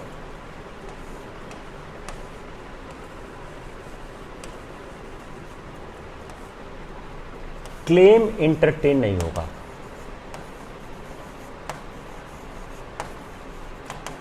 ध्यान दीजिएगा इसमें कि जो कंपनियां फसल बीमा योजना करेंगी, जो अंडर बीड फॉर्मूला जिसको हम 8110 भी बोलते हैं, इसका मतलब क्या हो गया कि जो पोटेंशियल लॉसेस हैं वह कंट्रोल होंगे और 110% के ऊपर जो ग्रॉस प्रीमियम होगा, 110% किसका? ग्रॉस प्रीमियम का।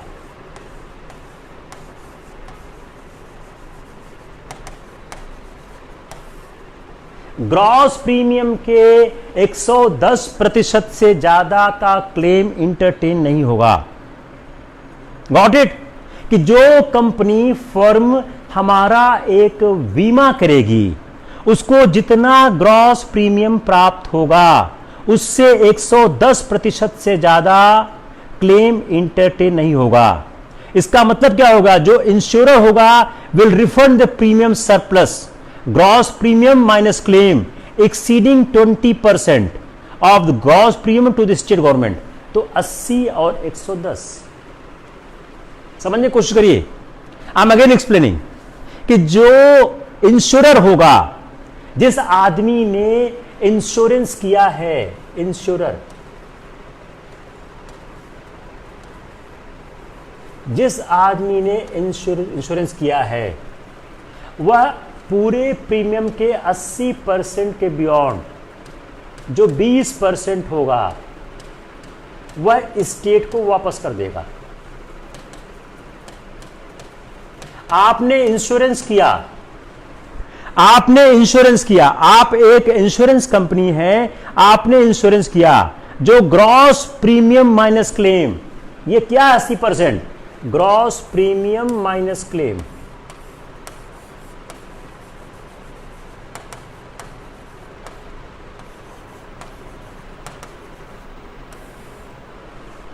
Gross premium minus. आगे फिर सुनिए आप कि आप पूरे अपने ग्रॉस प्रीमियम के 110% से ज्यादा का क्लेम इंटरटेन नहीं हुआ। सिर्फ फायदा क्या हो रहा है, इंश्योरेंस करने वाली कंपनी का लॉस कंट्रोल किया जा रहा है। ये पहली बात हो गई। दूसरा, जो आदमी इंश्योरेंस करेगा वह रिफंड करेगा प्रीमियम सरप्लस। ये क्या है, premium surplus, refund premium surplus, refund premium surplus.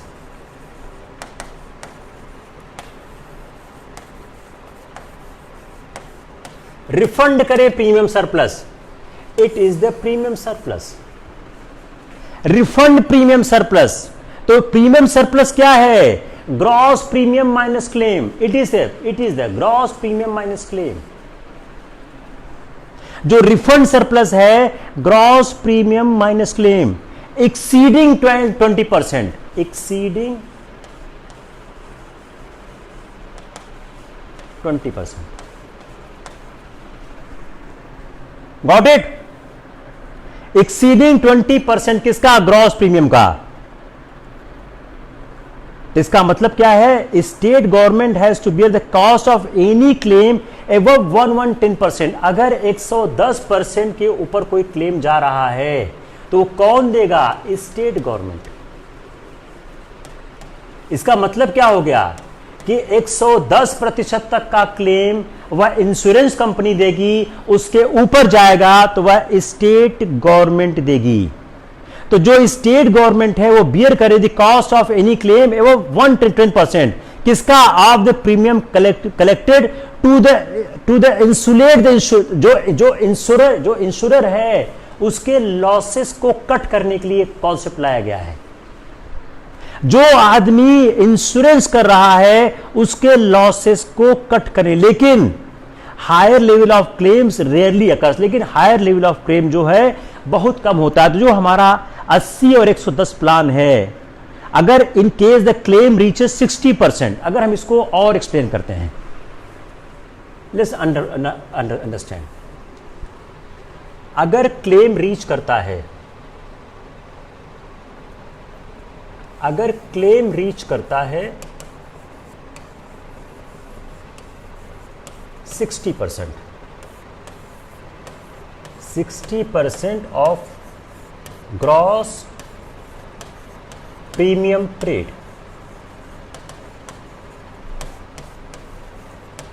अगर क्लेम पहुंचता है 60% of the gross premium claim, इसका मतलब क्या है, जो इंश्योरेंस कंपनी है वह 20% वापस कर देगी।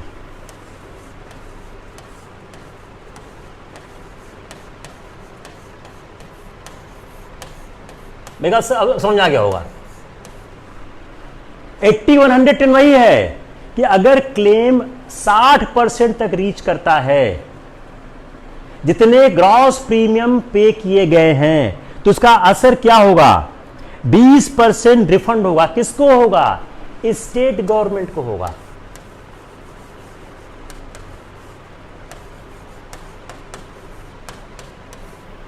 20% वापस कर देगी स्टेट गवर्नमेंट को। क्लियर हुआ? एंड क्लेम अगर 70% तक हुआ तो, अब यहां एक और रहिए, अगर क्लेम 70% हुआ तो 10% वापस करेगी।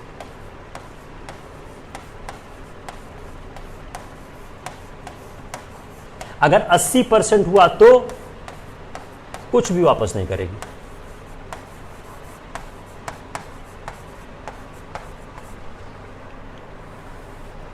अगर 110% हुआ तो, अगर 110% हुआ तो कुछ भी नहीं होगा, इंश्योरेंस कंपनी पे करेगी। अगर 120% हुआ तो 110% कंपनी पे करेगी और 10% स्टेट पे करेगी।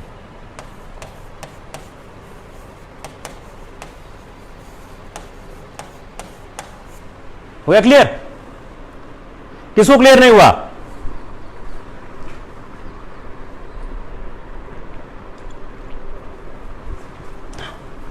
किसको क्लियर नहीं हुआ? अगर नहीं हुआ मैं फिर ट्राई करता हूं, हालांकि है बहुत सीधा सा, सिंपल सा। अभिनव मौर्य क्लियर। और बताइए, फास्ट लिखिए, किसको क्लियर हुआ? Very good. Sudhanshu Mishra clear, very nice. और बताइए, जल्दी लिखिए, फास्ट लिखिए, क्लियर नॉट क्लियर।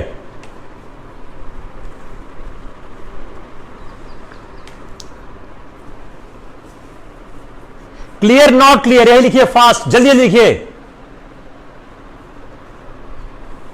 फास्ट जल्दी लिखिए। Clear not clear, clear not clear. चलिए एक बार और रिपीट कर देते हैं, चलिए एक बार और रिपीट करते हैं। देखिए क्या है, 4 शब्द है। Cost of premium,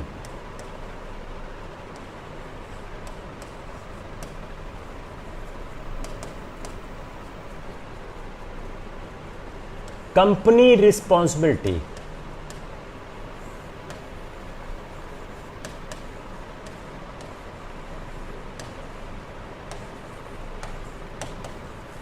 state responsibility. 4 चीज है। किसान पूरी तरह से एश्योर्ड है। अब कंपनी कहां तक है? प्रीमियम का जितना प्रीमियम है उसका 110% से ज्यादा वो नहीं देगी। अगर 80% तक है तब राज्य कुछ नहीं देगा। अगर 80% से कम है तब, अगर 110% से ज्यादा है तब राज्य किसान को पे करेगा। ठीक है, देखिए क्लियर। अब बताइए किसको क्लियर नहीं हुआ? 4 चीज है। कॉस्ट ऑफ प्रीमियम, कितना प्रीमियम आता है, कितना प्रीमियम कलेक्ट होता है, कंपनी की रिस्पॉन्सिबिलिटी कितनी, स्टेट कितनी है। अब 80, 110 क्यों बोलते हैं? अगर 80 जितना आपने प्रीमियम कलेक्ट किया है, ग्रॉस प्रीमियम शब्द याद रखिएगा, अगर ग्रॉस प्रीमियम के 80% से कम क्लेम आपने दिया तो जो पैसा बचेगा वो राज्य को रिफंड करोगे। अगर मान लीजिए आपने 60% क्लेम दिया है तो आप 20% रिफंड करोगे, 70% दिया है 10% करोगे, 80% किया है 0 करोगे। अगर आपका क्लेम 110% से ज्यादा हो गया तो क्लेम का पैसा आप नहीं दोगे, राज्य देगा। 110% तक आप दोगे। क्लियर हो गया? किसको क्लियर नहीं हुआ?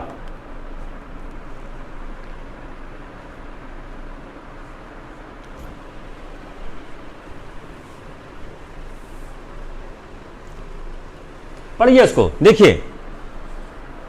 अब यह जो फॉर्मूला है, यह फॉर्मूला आया कैसे?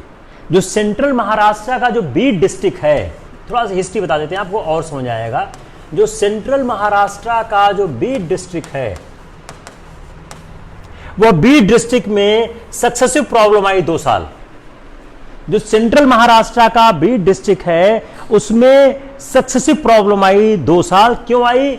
मानसून नॉर्मल नहीं आया, नॉर्मल मानसून नहीं आया, नॉर्मल मानसून नहीं आया।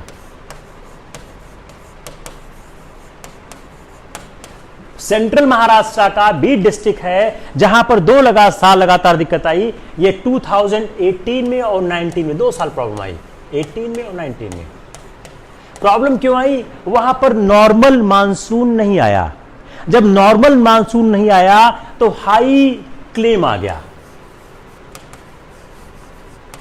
जो लॉसेस का क्लेम हाई आ गया। तो जो इंश्योरेंस लॉसेस थे उसके क्लेम हाई आ गए, ज्यादा क्लेम आने लग गए इंश्योरेंस को। अब इससे क्या है, वह कवर नहीं हो पाया और जो प्रधानमंत्री फसल बीमा योजना उसमें दिक्कत आ गई। तब उन्होंने यह फॉर्मूला लगाया। अब देखो, अब जरा हम देखते हैं ये पीएम, थोड़ा सा आपको बता ही देते हैं, ये PMFBY है क्या? प्रधानमंत्री फसल बीमा योजना है क्या? आप लोग मेरा लेक्चर जाएंगे तो आपको मिल जाएगा, बहुत लंबा डिस्कशन है, लेकिन आपको हम थोड़ा शॉर्ट में बता देते हैं कि प्रधानमंत्री फसल बीमा योजना है क्या। इसमें प्रीमियम पे करता है कौन? फार्मर। प्रधानमंत्री फसल बीमा योजना में जो किसान है, फार्मर है, वह कितना प्रीमियम पे करता है? 1.5%,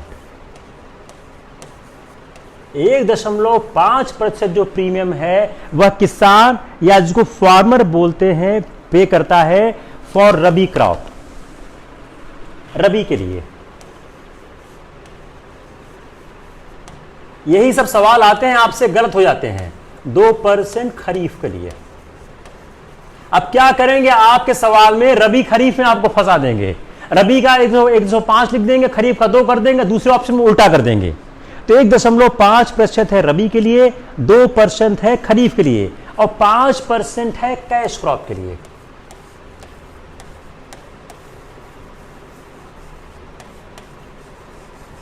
मैं फिर रिपीट कर रहा हूं कि प्रधानमंत्री फसल बीमा योजना क्या है।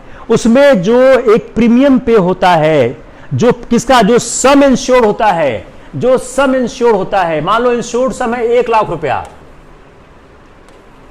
मान लो सम जो एश्योर्ड किया गया है वह है 1 लाख रुपया। तो 1 लाख रुपए का 1.5% रबी फसल के लिए, 2% खरीफ के लिए, 5% कैश क्रॉप के लिए, यह किसान पे करेगा। उसके बाद बाकी क्या होगा, जो बैलेंस पेमेंट है वह हाफ जो बैलेंस बच रहा है, इसके अलावा जो बैलेंस है उसका हाफ पे करेगा यूनियन, हाफ पे करेगा स्टेट। अब आप 3 पार्ट में बांट दो। एक पार्ट किसान पे कर रहा है 1.5%, 2%, 5%। जो बचा बैलेंस पार्ट उसको सेंटर और स्टेट हाफ पे करेंगे। अब कई स्टेट डिमांड कर रहे हैं, उनका शेयर है वह कैप कर दिया जाए 30% और 70% गवर्नमेंट दे। अब डिमांड है कई स्टेट की, डिमांड क्या डिमांड है कि 30% स्टेट पे करे और 70% यूनियन पे करे। तो यह नियम है और यह डिमांड खड़ी हो गई है कि 30% जो है वह स्टेट पे करे। एक हाथ साफ नहीं आ रहा है, जस्ट लेट मी गिव कि 30% जो है वह स्टेट पे करे, 30% स्टेट पे करे और 70% यूनियन पे करे। फिर से आप सुनिए, जितना सम एश्योर्ड किया जा रहा है उस एश्योर्ड सम का 1.5% रबी क्रॉप के लिए, 2% खरीफ के लिए और 5% कैश क्रॉप के लिए किसान पेमेंट करेगा। बैलेंस में आधा यूनियन करेगा, आधा स्टेट करेगा। अब कई स्टेट इस बात की डिमांड कर रहे हैं, उनका जो शेयर है गवर्नमेंट पेड प्रीमियम में वह 30% कर दिया जाए, बैलेंस 70% जो है वह यूनियन पे करे। अगर हम क्लेम को देखें तो बहुत ज्यादा क्लेम आज तक सेटल नहीं हुआ। पिछले अगर हम फसलों को देखें, समस्या क्या आ रही है? समस्या आ रही है क्लेम सेटलमेंट। प्रॉब्लम क्या आ रही है? Claim settlement.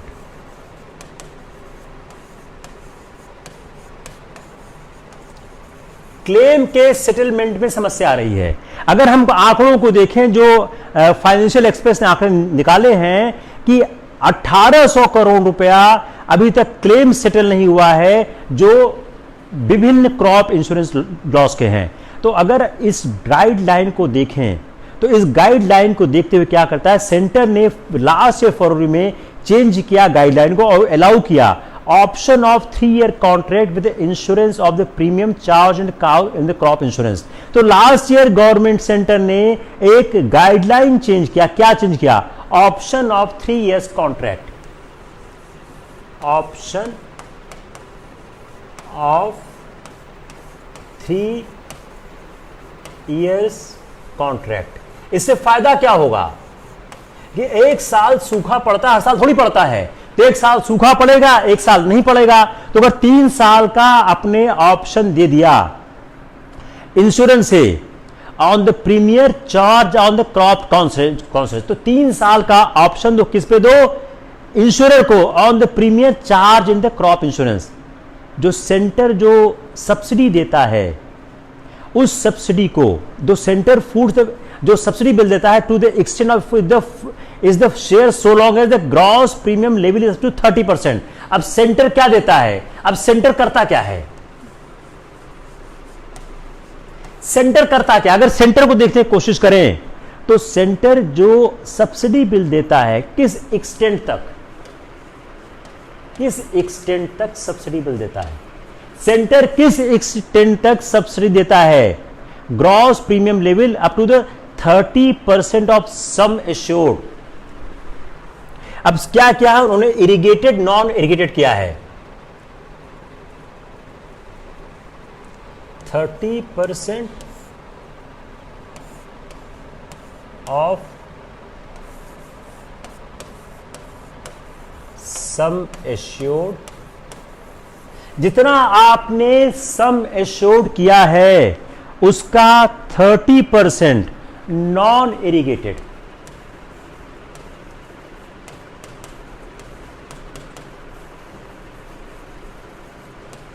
जितना आपने सम एश्योर्ड किया है उसका 30% नॉन इरिगेटेड और 25% इरिगेटेड, जो सिंचाई वाले हैं और न सिंचाई वाले हैं। सिंचाई वालों में उस सम एश्योर्ड का 25% कैप लगाया हुआ है और नॉन सिंचाई वालों में 25%। अब owners in on the state. अब ये राज्य के पास दायित्व है।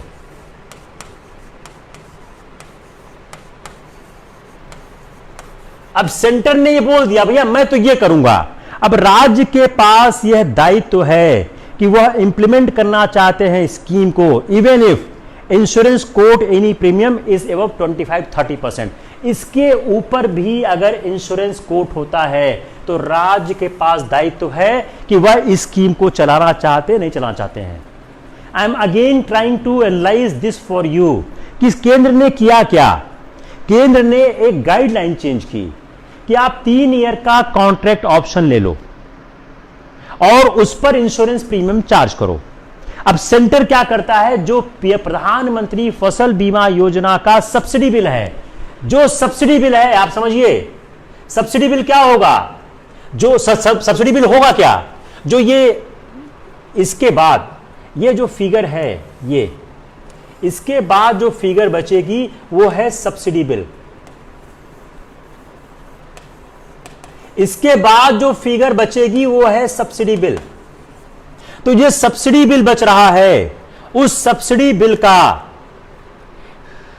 जो सम एश्योर्ड का 30% देगा नॉन इरिगेटेड एरिया में और सम एश्योर्ड का 25% देगा इरिगेटेड एरिया में।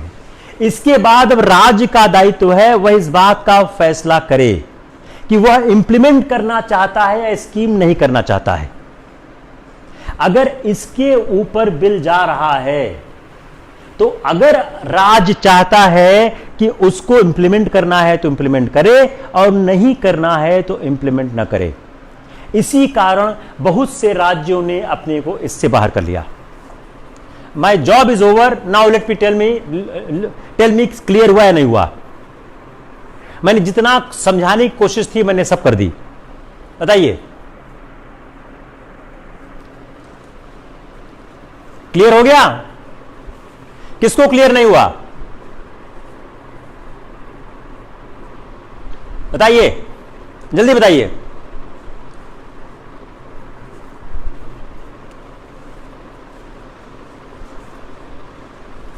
क्लियर हो गया, वेरी गुड, लवली। थोड़ा ये कॉम्प्लेक्स है, आसानी से थोड़ा समय लेता है समझने में, लेकिन सवाल अगर प्रीलिम्स का फसल बीमा योजना पे आएगा और आपने इतना नहीं समझा हुआ है, गलत हो जाएगा। Unless until you have understood up to this level, सवाल सही नहीं होगा। मैं एक बार बार रिपीट करता हूं, आगे भी करूंगा, करता ही रहता हूं कि अगर आप इंटेंस और एनालिटिकल स्टडी नहीं करते हो तो यह परीक्षा आपके लिए नहीं है। इस परीक्षा को पास करने की जो 3-4 चीजें हैं, एक, क्या पढ़ना है और क्या नहीं पढ़ना है।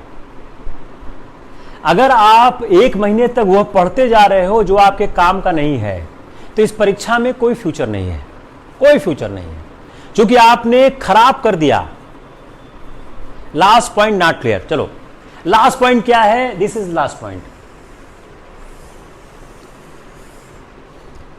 कि जो किसानों ने जो 1.5%, 2%, 5%, जो किसानों के पास 3 है कि 1.5% रबी के लिए, 2% खरीफ के लिए, 5% कैश क्रॉप के लिए है। उसके बाद जो आपका सब्सिडी बिल है, उस सब्सिडी बिल का 30%, सब्सिडी बिल का जितना सम एश्योर्ड उसका 30% नॉन इरिगेटेड एरिया में जहां पे सिंचाई के साधन नहीं है, 25% इरिगेटेड एरिया में, वह केंद्र दे देगा।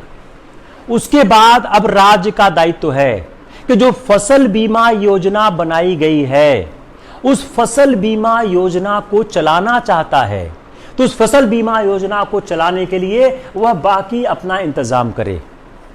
इसीलिए बहुत से राज्यों ने अपने को फसल बीमा योजना से बाहर कर लिया है।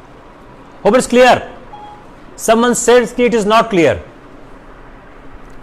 इसीलिए बहुत से राज्यों ने अपने को फसल बीमा योजना से बाहर कर लिया है। क्योंकि इतनी बड़ी, जब केंद्र ने इतना ही पैसा दिया तो बाकी पैसा राज्य के लिए देना आसान नहीं है। इसलिए बहुत से राज्यों ने अपने को फसल बीमा योजना से बाहर कर लिया है। गुजरात, आंध्र प्रदेश, तेलंगाना, झारखंड। अब देखिए गुजरात, चलिए ये भी लिख लीजिए, गुजरात, तेलंगाना, झारखंड, आंध्रा, इन राज्यों ने, गुजरात, आंध्रा, तेलंगाना, झारखंड, इन्होंने अपने को बाहर कर दिया, लास्ट ईयर बाहर हो गए।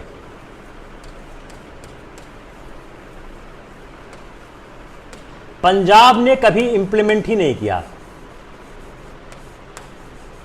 Never implemented.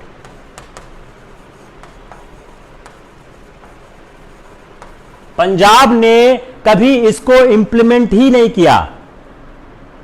जो क्रॉप इंश्योरेंस स्कीम है, इसमें पंजाब ने अपने को कभी इंप्लीमेंट नहीं किया। बिहार और वेस्ट बंगाल, उनके पास अपनी स्कीम है। बिहार एंड वेस्ट बंगाल, उनके पास अपनी स्कीम है, वह इस स्कीम का पार्ट हुए ही नहीं। बिहार और वेस्ट बंगाल के पास अपनी स्कीम है, वह इस स्कीम का कभी पार्ट हुए ही नहीं है। और जो बिहार और वेस्ट बंगाल की अपनी स्कीम है, इसके अंदर फार्मर्स कोई पे नहीं करते हैं। जो बिहार वेस्ट बंगाल की स्कीम है, इसमें किसान कुछ भी नहीं पे करते हैं, किसान कुछ भी नहीं देते हैं। जो बिहार और वेस्ट बंगाल की स्कीम है, इसमें किसान कुछ भी नहीं करते हैं। उसके बाद होता क्या है, वो रिसीव करते हैं एक फिक्स अमाउंट। तो क्या करते हैं, वो रिसीव करते हैं एक fixed amount. Received a fixed amount, एक फिक्स्ड अमाउंट वो रिसीव करते हैं अगर क्रॉप फेल हो गई, इफ क्रॉप फेल्स, ये भी आप लिख दीजिएगा, ठीक है।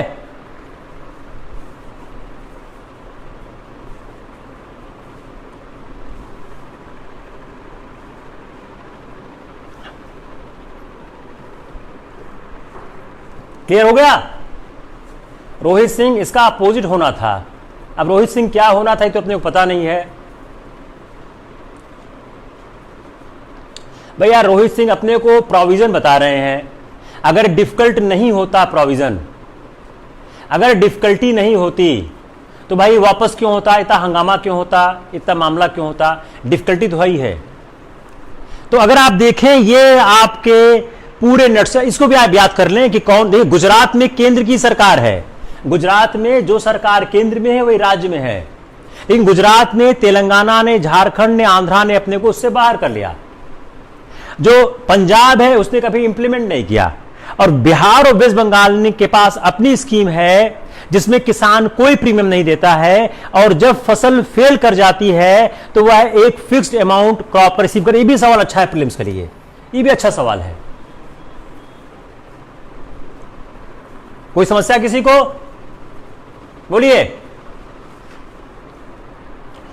मैं एक बार फिर कहूंगा, मैं रिपीट करूंगा, जो सिविल सर्विसेज की पढ़ाई का पैटर्न चल रहा है उससे किसी का सिलेक्शन नहीं हो सकता है। जब तक आप न्यूज़पेपर से चीजों को ट्रेस बैक नहीं करोगे और न्यूज़पेपर से आप आइटम को सिलेबस से रिलेट नहीं करोगे, तब तक आपका सिलेक्शन नहीं हो सकता है। मैं इस बात को हर बार कहता हूं, बार बार कहता हूं। जब भी मैं किसी टीचर्स ओरिएंटेशन क्लास में जाता हूं, जिसमें कभी जाता हूं जहां मैं टीचरों को एड्रेस करता हूं, वहां मैं उनको यही कहता हूं कि आप अपनी जो ट्रेडिशनल पढ़ाई का कॉन्सेप्ट उसको चेंज करिए। उस ट्रेडिशनल पढ़ाई के कॉन्सेप्ट में कोई फ्यूचर नहीं है। आप बच्चों को 3-3, 4-4 घंटे पढ़ा रहे हो, पढ़ाते जाओ, लेकिन आप पढ़ाओ जो सवाल एग्जाम में आना चाहिए। अल्टीमेटली आपके फ्यूचर का फैसला आपके उत्तर पुस्तिका से होगा कि आपने उत्तर पुस्तिका में लिखा क्या है, और आप तभी अच्छा लिखोगे जब आप वह पढ़ोगे जो परीक्षा में आने वाला है। Hope it is enough for the day. We have done a lot good topics to today. Will see you again. कल आपका इंडियन पॉलिटी का क्लास है। I will address the director principal of state policy. Sunday को मैं 2 session करना चाह रहा हूं बिकॉज आपका एक मॉक टेस्ट प्लान किया है। मॉक टेस्ट में आपका सिलेबस खत्म करने के बाद करूंगा कि फर्स्ट आई विल कंप्लीट वो syllabus, then I will take mock test. Mock test हमेशा स्तर अच्छा ही होता है। अगर सिलेबस हो जाएगा तो आप लोग बेहतर आंसर मॉक टेस्ट का कर पाओगे। तो will see you tomorrow at 6 o'clock for the class of the